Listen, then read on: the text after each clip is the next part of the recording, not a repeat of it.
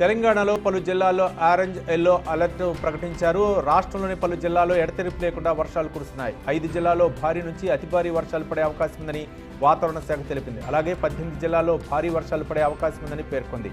శుక్రవారం మధ్యాహ్నం నుంచి హైదరాబాద్లో ఎడతెరిపి లేకుండా వర్షం కురుస్తోంది. వర్షానికి భాగ్యనగరం తడిసి ముద్దయింది.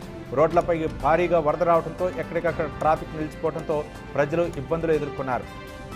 టియర్ జోన్ ప్రభావంతోనే రాష్ట్రంలోని పలు ప్రాంతాల్లో వర్షాలు పడుతున్నాయని హైదరాబాద్ వాతావరణ కేంద్రం వెల్లడించింది.